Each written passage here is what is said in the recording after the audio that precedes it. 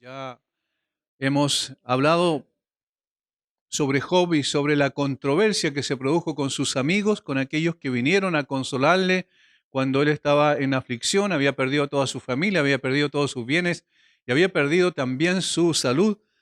Y vinieron ellos con ese propósito, con esa finalidad. Desde el capítulo 4 en adelante comienzan a tener un diálogo con Job, un diálogo muy difícil, porque ellos desde el primer momento pusieron como tesis el hecho de que todo sufrimiento era producto del pecado y en consecuencia todo aquel que sufría era porque era un pecador, y en este caso un pecador impenitente, no arrepentido, como ellos mostraron a través de sus exposiciones que Job era. En lugar entonces de consolarlo, lo que hicieron fue colocar más, como decimos, el dedo sobre la llaga y produjeron más dolor y aflicción en este hombre que ya estaba en un sufrimiento bastante grande. Terminando ese periodo, ese proceso de intervención de sus tres amigos, finalmente Job hace un monólogo del capítulo 26 hasta, como hemos visto, hasta el capítulo 31, hasta el final del capítulo 31, es un gran monólogo de Job donde es una recapitulación en un sentido de lo que se había dicho y lo que él expone para poder contrarrestar los argumentos de sus amigos, pero por otro lado también para hacer algo interesante. Job está de acuerdo en un sentido con alguna de las expresiones de sus amigos, particularmente cuando hablaron de la forma en que Dios iba a juzgar al impío. Por eso, al leer superficialmente el versículo 13 en adelante hasta el final del capítulo 27, nosotros nos encontramos precisamente con esa temática. Job está diciendo que en efecto Dios iba a juzgar al impío y parece en ese sentido entonces que está de acuerdo con sus amigos que habían intervenido antes, que habían hablado al respecto. Sin embargo, esa aparente contradicción es como si Job hubiese cambiado su discurso ahora ya en el capítulo 27 y hubiese dicho, mira, la verdad es que todo lo que ustedes dijeron es así como lo dijeron, parece un poco contradictorio porque antes los había refutado, sin embargo, cuando lo vemos adecuadamente nos damos cuenta que el punto no eran los hechos, sino la interpretación de los hechos, es decir, las inferencias que ellos sacaban de, del hecho de que el Señor iba a juzgar categóricamente a los malvados, la inferencia que ellos sacaban es que como Job estaba sufriendo y como el sufrimiento era producto del pecado, entonces Job era un pecador y no se había arrepentido de tal manera que lo colocaron en la galería de los impíos. Y allí, esa es la inferencia equivocada que ellos sacaron, porque Job dice que en efecto Dios va a juzgar al impío porque Dios es santo, evidentemente no puede ver el pecado y va a ejercer juicio sobre el impenitente, sobre el malvado. No obstante, él no estaba dentro de aquellos. Y ahí está la inferencia distinta que Job saca. Ahora, los amigos de Job habían visto mucho de la miseria y la destrucción que acompañan a los malvados. Superficialmente, al mirarlo desde la perspectiva terrenal, horizontalmente, eso se podía apreciar. Esto desde la perspectiva de la simple observación nada más. Y Job, mientras duró el calor de la disputa, había dicho tanto y con tanta seguridad de su prosperidad. Job había dicho en los capítulos 24 y en otros capítulos anteriores también, había dicho que en efecto los malvados sufrían, o sea, prosperaban incluso económicamente, les iba bien en muchas cosas, y parece una contradicción con lo que ahora va a decir, porque él dice ahora, no, en efecto, los malvados van a ser juzgados categóricamente por Dios. El punto es que lo que sí iba a ocurrir es que Dios iba a juzgar y la ira de Dios iba a venir sobre los malvados. Pero los amigos pensaban que era en el presente solamente. Job habla un poco más de lo que iba a suceder más a futuro, particularmente considerando el momento de la muerte. Por tanto, el punto de acuerdo entre ellos es que los malvados son miserables y que Dios ciertamente tendrá en cuenta a los crueles y a los que lo desechan, vive de espaldas a Él y finalmente vendrá el castigo sobre ellos. Pero no necesariamente en la forma en que sus amigos lo dijeron, no necesariamente en el presente, porque muchas veces vemos y todavía observamos eso, que muchos de los malvados prosperan, incluso en el día de hoy, les va bien. Pero en donde estaban en desacuerdo, como dije, es en la aplicación de estas verdades, porque Job veía las cosas un poquito, con una perspectiva un poquito más amplia que sus amigos. Notemos, por favor, lo que va a decir del versículo 11 en adelante del capítulo 27, porque este es el punto en cuestión. Job va a hablar de que Dios va a juzgar al impío. Versículo 11. Yo os enseñaré en cuanto a la mano de Dios. No esconderé lo que hay para con el Omnipotente. He aquí que todos vosotros lo habéis visto.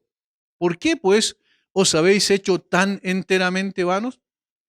Esta es para con Dios la porción del hombre impío y la herencia que los violentos han de recibir del Omnipotente. Allí plantea lo que va a decir. El tema en cuestión está centrado en el versículo 13. La forma en que él lo va a expresar está en los versículos 11 y 12. De tal manera que lo primero que hace es colocar en contexto lo que va a decir. Y lo que le va a decir es también propio de cada uno de los que enseñamos la palabra y tiene que ver con el hecho de que lo que nosotros declaramos es lo que Dios ha declarado. Noten versículos 11 y 12. Yo os enseñaré en cuanto a la mano de Dios.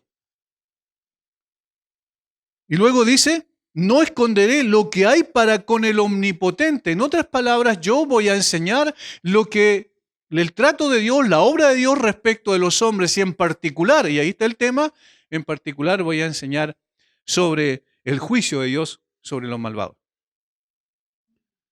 Lo más importante aquí es el origen de la enseñanza. Job está diciendo el origen de la enseñanza no soy yo, sino es Dios. Yo observo y todo lo que he visto hasta ahora, porque Job no tenía los 66 libros inspirados por el Espíritu Santo que nosotros tenemos, todavía la revelación estaba progresando recién y no estaba escrito ningún libro de la Biblia en el tiempo en que Job vivió, de tal manera que la observación continua y la relación y la comunión con Dios que él tenía le permitía inferir algunas cosas respecto a cómo Dios obraría en función de los malvados. Ahora, sabemos, todos los hombres somos así desde el momento de la concepción en el vientre de nuestra madre. En pecado me engendró mi madre, en pecado me concibió, dice David, de tal manera que todo ser humano que nace en pecado. Todos sabemos eso. Por tanto, decimos, bueno, este es el juicio de Dios contra todos los malvados. Bueno, todos somos malvados. El punto es que aquí está hablando de los impenitentes, es decir, los que no han llegado al arrepentimiento, los que viven de espaldas a Dios, los que viven en términos inmanentes solamente considerando lo que pasa aquí en la tierra, los que analizan todas las cosas en función de sus sentidos, es decir, que los que están mirando, escuchando, ¿cierto?, lo que pueden tocar, palpar. La gente vive así en términos generales, hasta que la obra de Dios no se haga en sus corazones, donde comenzamos a ver un mundo que antes no habíamos visto y comenzamos a observar y a valorar lo que antes nunca habíamos valorado. De tal forma que el Job está diciendo, mi enseñanza tiene que ver con lo que Dios ha dicho, con lo que Dios hará, y esto es lo que yo voy a revelar a ustedes. Ahora, es muy interesante, porque lo que Dios ha dicho respecto a la obra de Dios, al juicio de Dios sobre los malvados, eso ustedes también lo saben, lo conocen, y aquí se pone de acuerdo con lo que habían dicho sus tres amigos en diferentes ocasiones. Noten versículo 12, he aquí todos vosotros lo habéis visto, ustedes han sido testigos, ustedes también han observado esto que yo les voy a decir. Pero la inferencia otra vez, es decir, la aplicación de estos hechos es distinta a la que ustedes aplican, porque yo soy consciente de lo que Dios hará en juicio, el juicio inminente que vendrá sobre el hombre no creyente, y ningún malvado yo sé que escapará de ello. Por tanto, al ser consciente, yo no estoy dentro de la galería de los malvados donde ustedes me han puesto. Eso es lo que está diciendo. Él es consciente que la ira de Dios vendrá sobre todo malvado, impenitente e hipócrita, como lo dijo en los versículos anteriores del 9 al 10. Pero que él no estaba entre ellos. Ese es el punto en cuestión de toda la controversia, como sus amigos lo habían afirmado tan categóricamente. Porque aún en los momentos más difíciles de su sufrimiento, la esperanza de Job seguía en Dios. En cambio, en el sufrimiento y la aflicción, el hombre sin Cristo, sin Dios, no tiene ninguna esperanza cierta. Ahí hay una diferencia notable. ¿Cómo sufre un creyente? ¿Cómo sufre un impío? Ahora, yo quiero que vayamos entonces a los versículos 13 en adelante, porque allí está el tema que él quiere tratar. Y voy a tratar de exponerlo de tal manera que podamos aplicarlo a lo que pasa en el día de hoy también, considerando que lo estamos haciendo después de 4 siglos, más o menos después de que Job vivió. 4 siglos, perdón, quiero decir cuatro milenios después de que Job vivió. Él vivió en alrededor del año 2000 antes de Cristo, aproximadamente. Nosotros estamos en 2000 después de Cristo. Ahora, necesitamos entender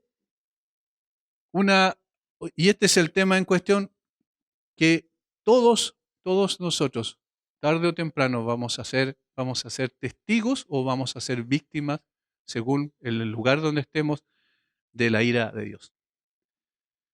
Y de eso se trata. El juicio de Dios no tarda. El juicio de Dios no tarda como muchos lo consideran. Incluso se ríen muchas veces las personas sin Cristo pensando que este es simplemente el terror con el que amenazamos a la gente para que la gente siga el cristianismo. Pero no es así. Como dije, es uno de los temas que no se trata mucho, sin embargo, es parte de lo que realmente la Biblia ha expuesto categóricamente.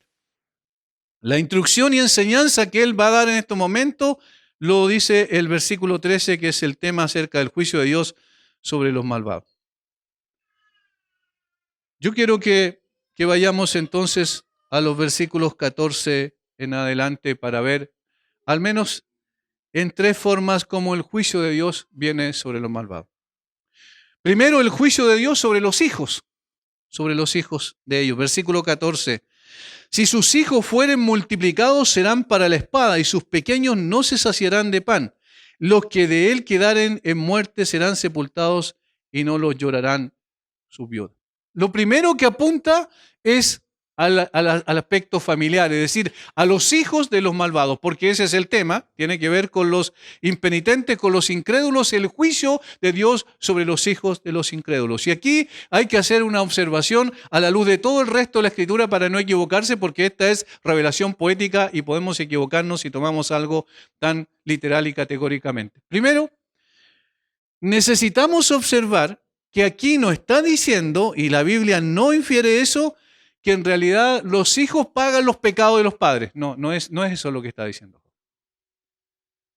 No es que los hijos van a responder por causa de la multitud de pecados de los padres. No está diciendo eso. Bien sabemos que la misma Biblia afirma que ni los hijos responderán por los padres, ni los padres por los hijos. Cada uno responderá por su propio pecado. Eso dice la Biblia, ¿verdad? Esa es una verdad absoluta y es un principio que lo tenemos en toda la Escritura. Por tanto, Job no está diciendo aquí que los hijos van a pagar por los pecados de los padres, pero sí lo que se infiere, que los hijos de los incrédulos tienen un curso de vida que ha sido planteado y establecido por sus padres. ¿Dónde se crían? ¿En cuál es el ambiente de los hijos de los incrédulos? En incredulidad. ¿Cuál es el camino que ellos han visto desde pequeños en sus padres? El no tomar en cuenta a Dios, el no considerar a Dios en su forma de vida, en las decisiones y en las elecciones que hacen, y en consecuencia ellos están mirando el ejemplo de sus padres, de tal manera que lo más probable es que ellos también sigan por ese mismo camino. Noten lo distinto que significa, o que la Biblia menciona incluso también en otros contextos, lo que pasa con los hijos de los creyentes. Los hijos de los creyentes tienen un curso de vida diametralmente opuesto. ¿Por qué? Porque han escuchado desde pequeños de sus padres las enseñanzas del Evangelio. Han tratado o han visto, quiero decir, en la vida de sus padres también el Evangelio plasmado en realidad. Y han escuchado sobre Cristo, sobre la grandeza de Cristo, sobre su obra en la cruz, y han sido expuestos una y otra vez al Evangelio. Por lo tanto, lo que nos está diciendo aquí las Escrituras es que lo más probable, o con mucha más probabilidad, un hijo de un incrédulo va a seguir por el camino de su padre, y en consecuencia lo que va a suceder es que el juicio de Dios va a estar sobre él. Aquí habla de espada, de pestilencia, de hambre, ¿cierto? Que son tres de los juicios que se mencionan en el Antiguo Testamento en términos presentes, pero evidentemente no lo podemos tomar en forma literal y aplicarlo directamente acá. ¿Por qué? Porque los hijos de los incrédulos muchas veces también prosperan, como se implica en el versículo 14. Si sus hijos fueren multiplicados, es decir, hay del Antiguo Testamento, de la perspectiva oriental, entre más hijos tenía una familia, implicaba más prosperidad y en consecuencia que la bondad, el beneficio, la mano de Dios beneficiándole, estaba sobre ellos. Por tanto, los hijos eran multiplicados. Sin embargo, dice, serán para la espada y sus pequeños no se saciarán de pan. Lo que de él quedaren en muerte serán sepultados y no lo llorarán sus viudas. Es decir, está diciendo que no habrá prosperidad espiritual en ese aspecto. Y lógicamente, los hijos de las personas sin Cristo, como en el día de hoy se han multiplicado de una manera increíble, donde hemos dicho muchas veces desde acá, el ateísmo ha crecido sustancialmente en nuestro país. Muchas de las personas se declaran ateos, y si los padres se declaran ateos, lo más probable es que sus hijos también se declaren ateos. Evidentemente no estamos diciendo que estén más allá de la gracia de Dios, porque Dios puede salvar a quien quiere, cuando quiere y como quiere. Simplemente estamos diciendo que lo más probable es que sigan ese curso de acción que sus padres han planteado. Ahora, Job aquí describe el juicio de Dios sobre los hijos de los malvados que siguen el mismo curso de sus padres, por supuesto. Noten que pueden ser prosperados externamente, pero de la misma manera como, y esto es terrible, como un animal es engordado para el matadero, así será su suerte cuando tenga que enfrentar el tribunal del cielo. Y hermanos, necesitamos pensar esto y reflexionarlo mucho en el aspecto de que muchas veces estamos más preocupados por las cosas superficiales que tienen que ver con esta tierra respecto a nuestros hijos, más que por el corazón de nuestros hijos. Nuestra mirada está más en darles una excelente educación y que sean las personas más inteligentes de este mundo y que tengan grandes trabajos y grandes profesiones y que puedan llegar a tener una cantidad tremenda de bienes materiales y ser felices en esta tierra. Pero no es ese el camino. Ese es el curso de vida de los malvados también, ¿o no? Aquellos que no conocen al Señor ni tienen en cuenta a Dios ni en sus pensamientos, ni en sus vidas, ni en sus decisiones, esas personas hacen exactamente lo mismo. Esas personas se preocupan por las cosas superficiales que tienen que ver con una vida que no trasciende. Pero los padres creyentes sabemos que la situación es diametralmente distinta. Los padres creyentes sabemos que venimos a esta tierra no para tener una cantidad de cosas y ser exitosos aquí, sino para trascender, para honrar al Señor que nos salvó. Lo que aquí tiene para nosotros una enseñanza práctica, esto es el hecho de que si en el curso de la vida de nuestros hijos no se vuelven al Señor en arrepentimiento y fe, nada podrá detener la ira de Dios cuando venga sobre ellos. Nada. Ni siquiera nuestros más grandes sentimientos, el hecho de que nosotros los amemos con todo nuestro corazón y el hecho de que queramos que tengan una buena vida en esta tierra, no, ninguna de esas cosas los podrá librar un día cuando la ira de Dios venga sobre ellos si no se han arrepentido. Y por eso nuestra tarea principal en este sentido es poder exponerlos a la palabra, es poder mostrarles el Evangelio, es poder revelarles lo que la palabra de Dios dice claramente. Las superficialidades de esta vida no van a cambiar su corazón.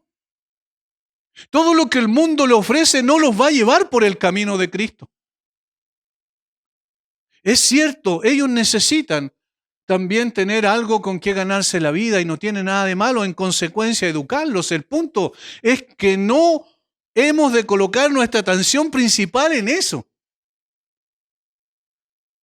Debemos colocar nuestra atención principal en su corazón.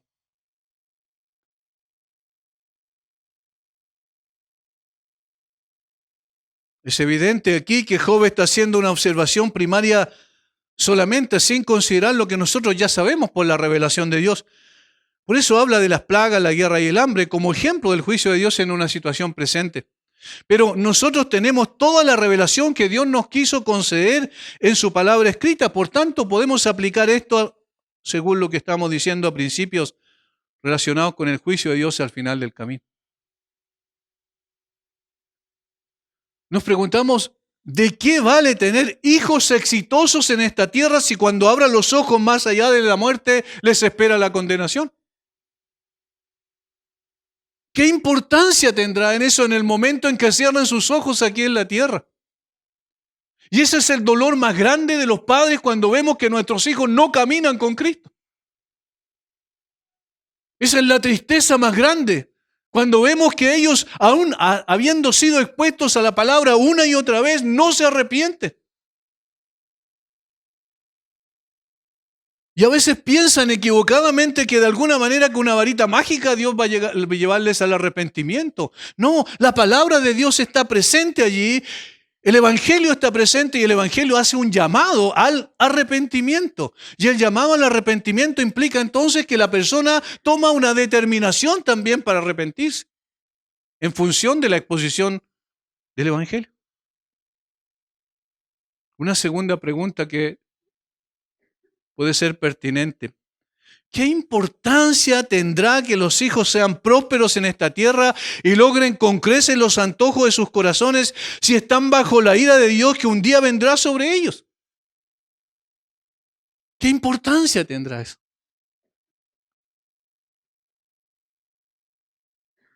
Estas preguntas deben llevarnos a pensar que lo más importante para un padre es que sus hijos se arrepientan y caigan de rodillas ante Cristo confesándolo como su Señor y Salvador.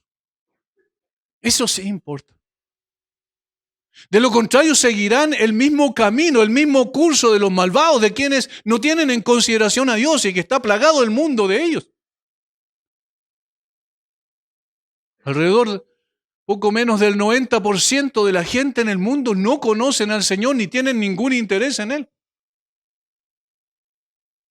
Ese poco más de 10% de creyentes, quizás sea menos, esa es una inferencia general respecto a las estadísticas que hay, que son creyentes, que somos padres creyentes.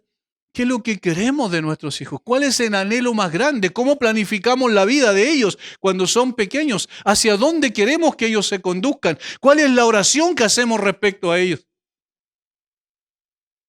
Todas esas cosas deben venir a nuestra mente como padres o como abuelos, por último, ¿cierto? Las personas que ya criaron a sus hijos y ahora están viendo a sus nietos y están viendo cómo ellos crecen también. ¿Sobre qué suelo queremos que ellos crezcan?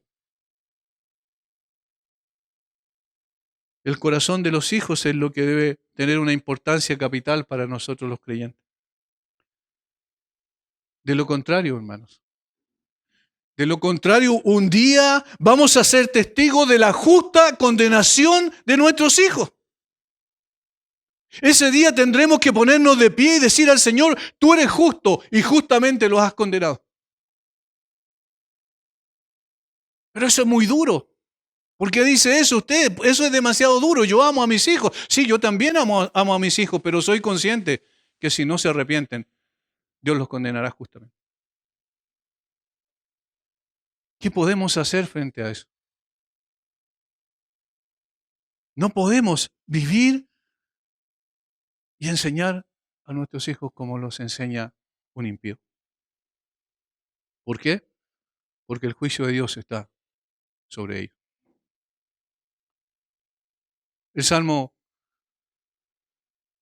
salmista en el Salmo 7:11 dice, Dios es juez justo.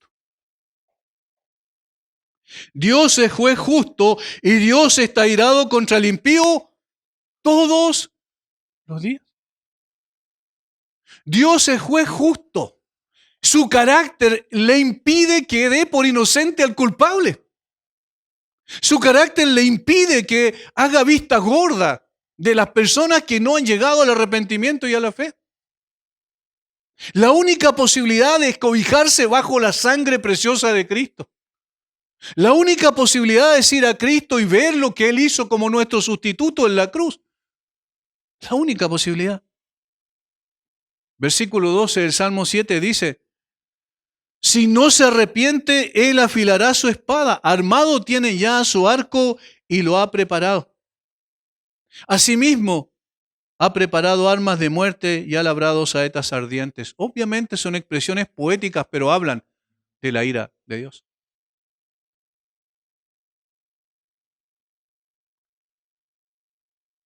Segundo, está el juicio de Dios sobre las posesiones de los malvados. Versículo 16 de Job 27, 16 y 17.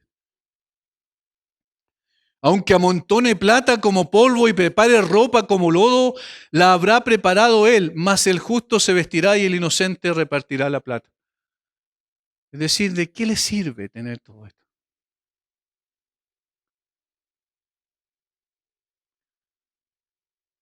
Aunque amontona plata como el polvo y prepara vestidos como el barro, es otra forma de riqueza oriental. El vestido siempre se consideraba como muy importante y por eso los soldados, eh, cuando estaban frente a un crucificado, si la ropa de él era especial, ellos repartían sus vestidos. ¿Recuerdan lo que pasó en la cruz? Los vestidos era una forma de riqueza. Él podrá prepararlo, el impío podrá prepararlo, pero no se vestirá de ellos en el sentido de que no disfrutará todo aquello. Alguien dijo, el salario del pecador ganado para ser puesto en una bolsa con agujeros es como el agua puesta en un recipiente con hoyos, se escurre hasta no quedar absolutamente nada. Y es así, y eso lo podemos apreciar en la simple observación. Todo lo que acumulemos un día, ¿qué va a pasar con ello? Va a desaparecer. No tiene ninguna posibilidad de trascender. Y Job lo dijo al principio, recuerdan, cuando él reaccionó frente a la pérdida de sus posesiones y de sus hijos físicamente, él dice, desnudo salí del vientre de mi madre y desnudo volveré allá. Es decir, todo lo que podamos acumular en esta tierra no es permanente, no prevalece, no trasciende tampoco. En ese sentido, podríamos decir que la propia prosperidad material desprovista de piedad es un juicio para aquellos que la ostentan. La propia prosperidad material desprovista de piedad es un juicio para aquellos que la ostentan. Él mismo, a menudo, es arrebatado por la muerte cuando esperaba disfrutar de sus posiciones adquiridas. Inseguridad y transitoriedad son los principios que podemos sacar de esto. Y son las características de los bienes terrenales del pecador. Edifica su casa como la polilla, que se quita fácilmente el vestido donde ha hecho su nido y que a menudo devora su propia casa. Y como una cabaña o choza, que el guardián de una viña hace destinado solo a durar la temporada y ser quitado tan pronto como se recolecte el fruto. Ese es el sentido del versículo 18. Edificó su casa como la polilla y como enramada que hizo el guarda. Lo que hacían en ese tiempo, en términos del oriente, es que cuando había una viña, colocaban entonces para que guardara la viña durante un proceso, un periodo de tiempo determinado, hacían una casa muy circunstancial, una enramada simplemente con el propósito de colocar allí al guardia para que vigilara el viñedo. Y cuando ya llegaba la cosecha se desarmaba eso y desaparecía, no quedaba en nada. Entonces el principio allí es que todo es transitorio. Y no es así. Todas las posesiones materiales nuestras son absolutamente transitorias. Y esto no es una apología de la pobreza y una condenación a la riqueza, sino que es simplemente decir que cuando esto no es acompañado de piedad, no sirve de nada. Estamos diciendo simplemente que lo que la Biblia menciona, que cuando la persona tiene su corazón en esas cosas y vive para esas cosas, entonces eso se fuma y no queda absolutamente nada en el momento donde el juicio de Dios viene sobre él. Toda ganancia terrenal es tan transitoria como la vida misma, ¿verdad? Podrá amontonar plata como el polvo, pero no podrá disfrutarla. El menos dinero no es felicidad automática. De hecho, en el día de hoy nosotros vemos eso todo el tiempo. Por ejemplo, como en la medida en que se ha esparcido en todo el país el narcotráfico, hoy la riqueza ha sido más grande en muchas personas que jamás en su vida pensaron en riqueza. ¿Por qué? Porque se ganan aquello a través del tráfico de drogas. Y lo vemos en las poblaciones. Y lo vemos en personas que claramente no tienen ni siquiera la educación adecuada para haberse ganado eso a través de un esfuerzo propio, sino que lo hacen por medio de algo cruel como el meter a tanta gente en la droga. De tal manera que, ¿qué vale esa riqueza? Esa es la riqueza del impío. No sirve absolutamente de nada. Alguien dijo muy sabiamente, el dinero puede estar casado con la miseria, mientras que la paz puede vivir con la pobreza. Repito esta frase porque sintetiza de alguna manera una verdad extraordinaria. El dinero puede estar casado con la miseria, mientras que la paz puede vivir con la pobreza. La riqueza no puede perderse. Sin embargo, la vida de un dueño es breve. Después de que se haya ido, otro disfrutará del producto de su trabajo. Eso es lo que dice el versículo 17, la segunda parte, ¿verdad? Por lo tanto, mientras lo tenga, no satisfará sus necesidades más profundas, que tienen que ver con las necesidades del alma. No, lo otro es superficial. Necesitamos comer todos los días, necesitamos el pan sobre nuestra mesa, necesitamos esas cosas, por supuesto, y Dios prometió darla, ¿verdad?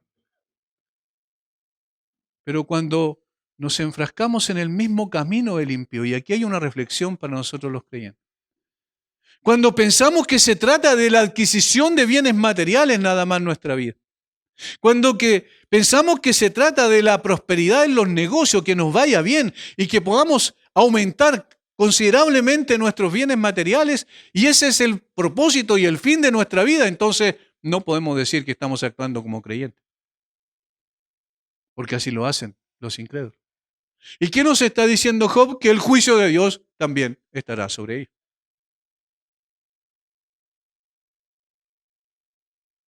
Estas cosas son temporales y además peligrosas porque atrapan nuestro corazón. Finalmente, de la familia a las posesiones, y ahora Job apunta a la misma vida de aquella persona sin Dios. El juicio de Dios sobre su persona, sobre la persona del incrédulo, versículo 19 al 23. Y esta quizás es la parte más dura. Rico se acuesta, pero por última vez abrirá sus ojos y nada tendrá. Se apoderarán de él terrores como aguas, torbellino lo arrebatará de noche, le eleva el solano y se va, y tempestad lo arrebatará de su lugar. Dios pues descarga sobre él y no perdonará. Hará él por huir de su mano, batirán las manos sobre él y desde su lugar le silbarán. Notan cuántas cosas dice aquí. Aquel que vive de espaldas a Dios recibirá indefectiblemente sobre sí el juicio de Dios. Va a ser imposible y evitar aquello. Hay al menos tres verdades que son imposibles de evitar, realidades que son imposibles de evitar. Primero, el sufrimiento, ¿verdad? No hay ninguna persona que haya pasado por esta tierra que no haya sufrido. Ya sea física, ya sea emocional o ya sea espiritualmente. La segunda realidad inevitable es la muerte. Está establecido para los hombres que mueran. Esa es la verdad categórica de las Escrituras. Y nosotros lo podemos corroborar por la simple observación. La tasa de mortalidad es del 100%. Y la tercera realidad es la eternidad. Es decir, un día toda persona va a tener que presentarse delante de Dios. Un día toda persona va a tener que comparecer delante del tribunal de Dios. Un día toda persona va a tener que responder delante del Dios justo. Así que aquel que vive de espaldas a Dios recibirá indefectiblemente sobre sí el juicio de él.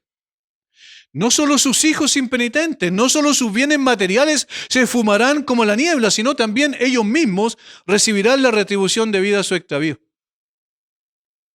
Algunas cosas que menciona allí Job y que son dignas de consideración. Primero, peligro en medio de la seguridad. Peligro en medio de la seguridad. Rico se acuesta, seguridad, pero por última vez abrirá sus ojos y nada tendrá.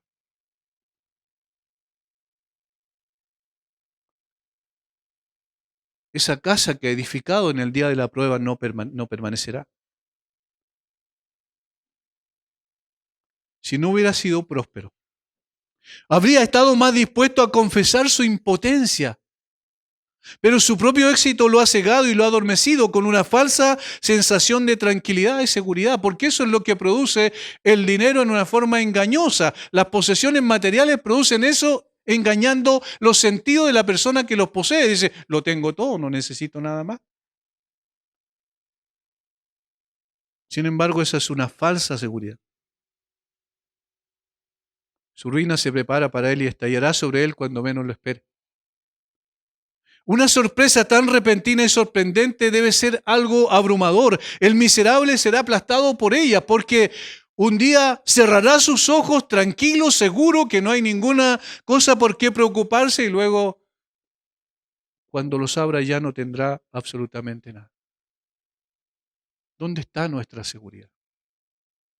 ¿Dónde está nuestro fundamento sobre el cual edificamos nuestra vida? ¿En lo que nosotros podemos hacer y lograr en esta tierra? ¿En lo que nuestras manos pueden hacer? ¿En lo que nuestro esfuerzo puede hacer? ¿O está única y exclusivamente en Dios?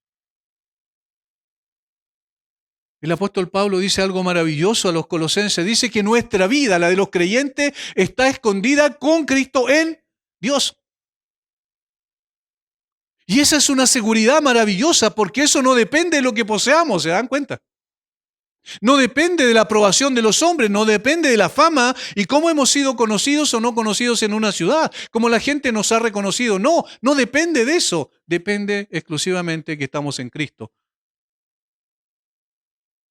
Pero el incrédulo, aquella persona que se niega categóricamente a vivir de esa forma, a ir a los pies de Cristo, la persona que se da cuenta de su falta de todo en términos espirituales, esa persona que quiere obviar esa situación, un día tendrá que comparecer delante del trono de Dios. Por lo tanto, peligro en medio de la seguridad. Es interesante que cuando habla de la segunda venida del Señor, el apóstol Pablo dice que mientras digan paz y seguridad, vendrá el día del Señor. Y no deja de ser interesante que ese es el eslogan de las Naciones Unidas, paz y seguridad. Y lo que menos ha transmitido a nivel mundial es paz y seguridad. ¿Por qué? Porque no hay paz cuando se rechaza al príncipe de paz. Y no hay seguridad cuando edificamos sobre fundamento tan endeble como nuestras propias capacidades. Lo segundo, la destrucción acecha a sus personas. La destrucción acecha a sus personas. Se apoderarán de él terrores como agua, torbellino los arrebatará de noche. Lo eleva el solano y se va y tempestad lo arrebatará de su lugar. Aunque vivieran mucho tiempo en salud y comodidad, incluso aunque esa salud y comodidad lo acompañen todos los días de su vida. El rico se acostará a dormir para reposar en la abundancia de su riqueza y se acostará en ella como su ciudad fuerte. Ese es mi fundamento sobre el cual he edificado mi vida. Esa es mi salud. Eso es todo lo que necesito. Y parecerá a los demás que es feliz, pero no será así. No tendrá su mente tranquila, quizás no puede disfrutar de su riqueza.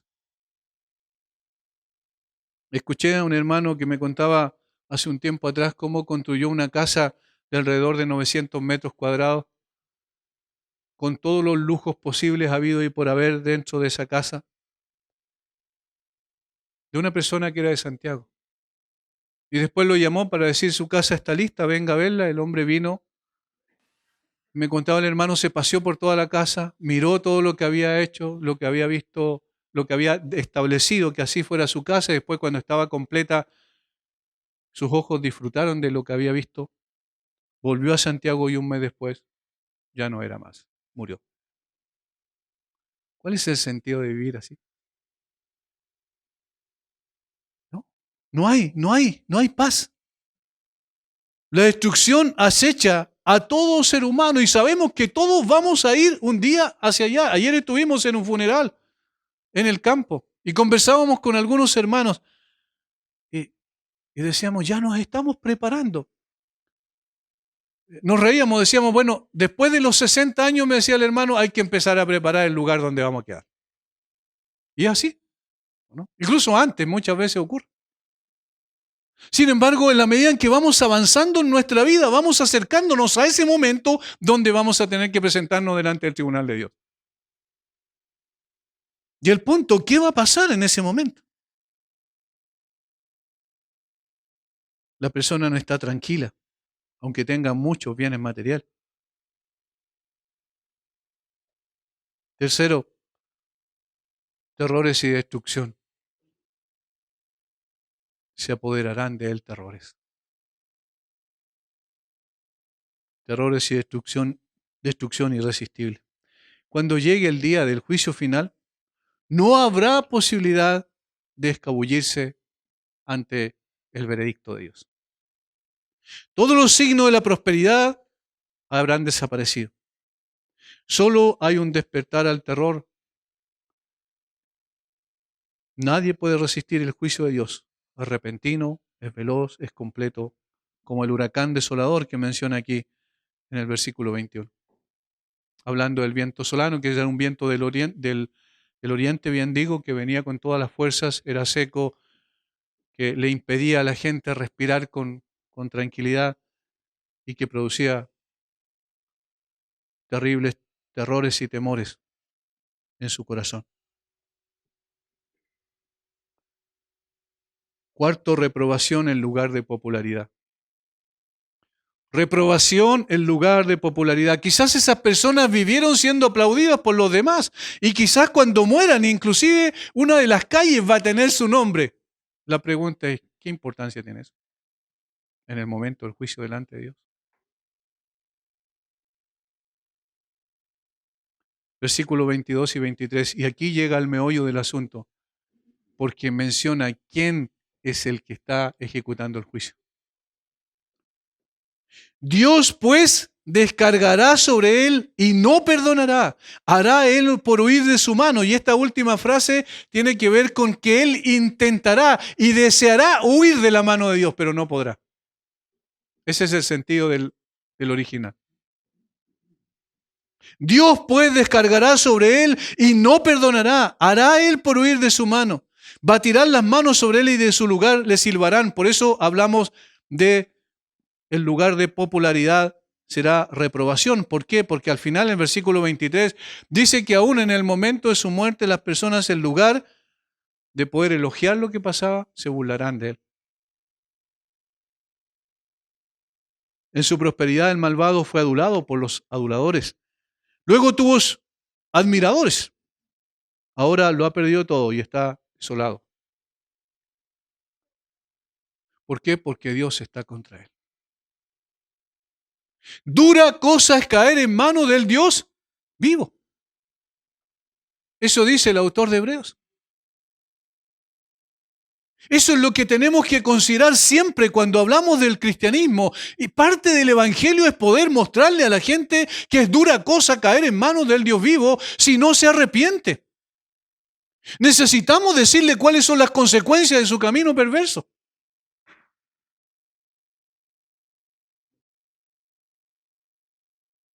Los hombres se burlan de él. Es una criatura miserable y perseguida. No tiene esperanza ni refugio. ¿A qué va a acudir la persona cuando esté frente al tribunal de Dios? ¿Cuál es el argumento que va a presentar para que Dios lo absuelva? ¿Cuál es la evidencia que va a presentar para que Dios lo absuelva? Cuando el libro de Apocalipsis dice que delante del gran trono blanco van a abrir los libros, y los libros donde está toda la miserable vida sin Dios que vivió esa persona. Y esa va a ser la evidencia de condenación.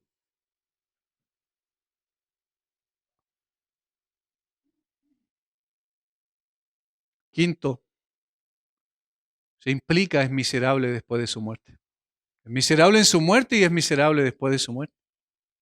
Su alma cae bajo la justa indignación de Dios y es el terror de esa indignación lo que lo pone en tal asombro ante la proximidad de la muerte. ¿Por qué las personas temen tanto a la muerte?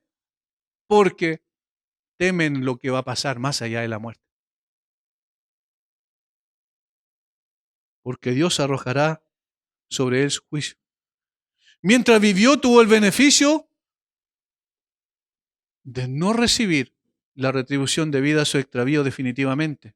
Pero cuando murió, ahora la paciencia de Dios ya ha terminado. Y Él no perdonará, sino que derramará sobre él las copas llenas de su ira. Lo que Dios arroja sobre un hombre no puede soportarse.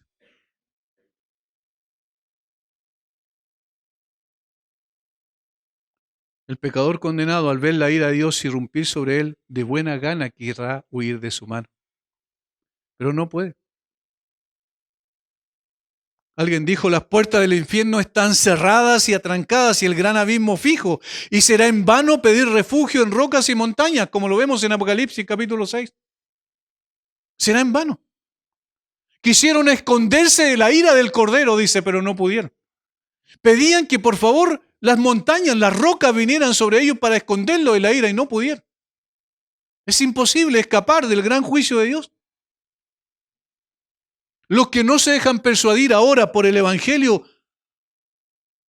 de la gracia no podrán huir de los brazos de la ira divina, que en breve se extenderán para destruirlo.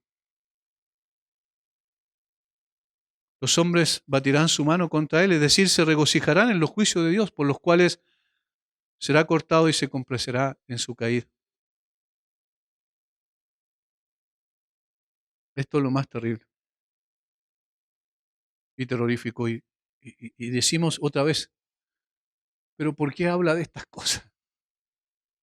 Nosotros no queremos esto, venimos aquí para ser consolados, para ser alentados. Bueno, somos alentados y consolados cuando sabemos que estamos en Cristo. Y que todo esto que dice aquí Job es para los impenitentes. Somos consolados y fortalecidos para saber de qué nos libró el Señor Jesucristo. Hermanos, ¿nos hemos puesto a pensar que el plan de Dios era para librarnos de su propia ira? Sí, Dios nos libra de sí mismo y para sí mismo. Nos libra de su ira justa que debía caer sobre nosotros a través de colocar un sustituto en nuestro lugar y nos libra para sí mismo, es decir, para ser parte de su pueblo, para ser sus hijos. Si el hombre no se arrepiente, y este es el punto central de todo, si el hombre no se arrepiente, perecerá igualmente la justa indignación de un Dios santo que no puede dar por inocente al culpable. Nunca Dios puede dar por inocente al culpable porque dejaría de ser justo. Y ahí está la importancia superlativa, extraordinariamente grande, que no podemos ni siquiera hablar del valor que tiene porque es invaluable, que es el sacrificio del Señor Jesucristo. Él vino, tomó nuestra naturaleza humana. Él participó aquí de todas las aflicciones y situaciones que padecemos y participamos los seres humanos, pero sin pecado. Vivió una vida justa y perfecta. Obedeció al Padre en todas las cosas. De hecho, su comida y su bebida era hacer la voluntad del que lo envió. Cumplió la ley absolutamente en todos los aspectos y fue a la cruz y murió no por cumplir la ley, sino porque nosotros no la cumplimos y Él la cargó sobre sí, ese incumplimiento y desobediencia. Y entonces allí recibió lo que nosotros merecíamos recibir esto que describe Job aquí. La justa condenación, donde no hay esperanza en esta vida y no hay esperanza más allá de esta vida. De todos aquellos que nos rebelamos contra el Señor.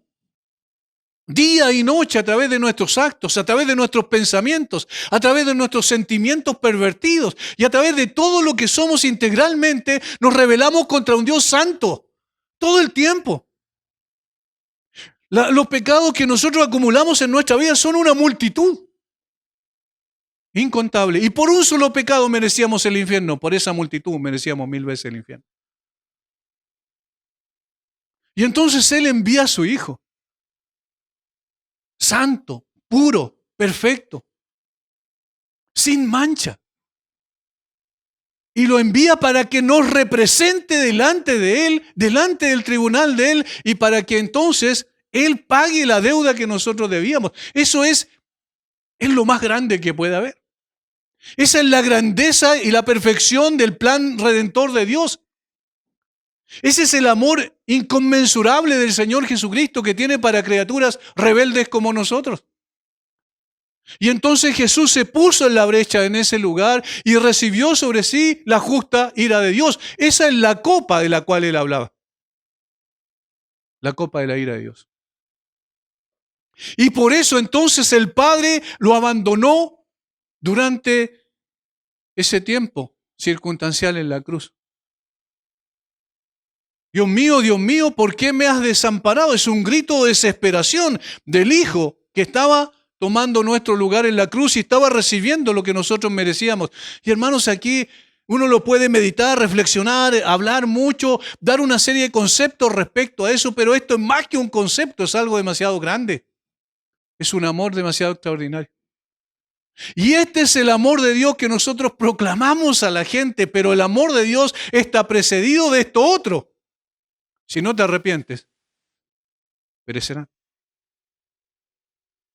Para que puedan valorar las personas verdaderamente el Evangelio y el amor de Dios, necesitan ver también los terrores del infierno. Para que podamos apreciar la belleza del cielo.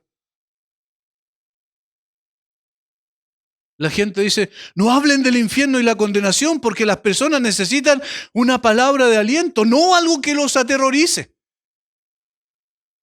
Lo que ocurre es que el Evangelio es una buena noticia solo para aquellos que se reconocen como miserables, pobres y desnudos. Solo para aquellos es una buena noticia, para los demás es una mala noticia. Por eso Pablo dice que al esparcir el Evangelio por todas partes, para uno tiene olor de vida para vida y para otros olor de muerte para muerte. El mismo Evangelio que es para salvación, un día será la evidencia de condenación de aquellos que lo rechazan. El Evangelio es una buena noticia solo para quienes son conscientes de que merecen recibir la justa ira de Dios sobre ellos. Y entonces están en condiciones de mirar a la cruz y ver cómo Cristo tomó sobre sí su pecado, murió bajo la ira de Dios en su lugar como sustituto. Todo lo demás es poesía. Ese evangelio que se presentó durante mucho tiempo, ¿quieres ir al cielo? Sí, yo quiero ir al cielo. ¿Sabes que el cielo está adornado de calles de oro y es precioso y es el lugar que vas a ir después de que mueras? ¿Qué tengo que hacer para eso? Simplemente haz una oración y recibe a Cristo y vas allá. ¿Dónde estaba el pecado? No, ¿qué tienen que hacer? Bueno, tienen que reconocer que eres pecador. Ah, sí, yo soy pecador como todos los demás. Perfecto, ni un problema. Ese no es el evangelio bíblico. Esa es una simplificación terrible porque estábamos presentando un dulce que le queríamos dar a los niños y ningún niño rechaza un dulce. No, era necesario decirle la razón por la cual él debía ser condenado. Era necesario describir la profundidad del pecado, la miseria del pecado, la corrupción del pecado que como un tejido con cáncer va esparciéndose por todos lados. Decirles que ese pecado es en esencia, en principio, contra el Dios Santo. Y entonces el Dios Santo tiene que responder con su justicia. Ahora sí está en condiciones de poder entender de que lo salva Cristo. Ahora sí está en condiciones de poder ver la belleza del amor de Dios extraordinario hacia criaturas que no merecen aquello. Hermanos, nosotros no hemos de olvidar nunca esto en el versículo 22. Dios pues descargará sobre él y no perdonará. La ira de Dios está sobre todo aquel que no se arrepiente. La gracia de Dios sobre todos aquellos que por esa misma gracia hemos llegado al arrepentimiento y a la fe. Que podamos proclamar también esta verdad, que es parte, sin duda, de lo que tenemos que decirle a las personas. Un mundo sin Cristo necesita que le digamos la verdad. Padre, muchas gracias por tu palabra. Entendemos que son expresiones poéticas, Señor, pero revela principios especiales. Y el principio, Señor, es que tu justicia vendrá y está viniendo sobre un mundo impío y que nadie la puede evitar. Y que un día todo ser humano comparecerá delante del tribunal tuyo. Y allí no habrá excusa alguna. Señor, cuando como creyentes miramos aquello, nos damos cuenta de que tú nos has salvado. Y necesitamos entonces valorar lo que tú hiciste por nosotros, al mismo tiempo que poder declarar directa y categóricamente cuál es la condición, aún de las personas más cercanas a nosotros, de las que más amamos, si no se arrepienten. Danos de tu gracia, Señor, pero también que esa gracia vaya acompañada de la verdad. Así como la gracia y la verdad vinieron por medio de Jesucristo, así también la proclamación del Evangelio debe ser con estos dos elementos fundamentales, gracia y verdad. Bendice a mis hermanos, en el nombre de Jesús. Amén.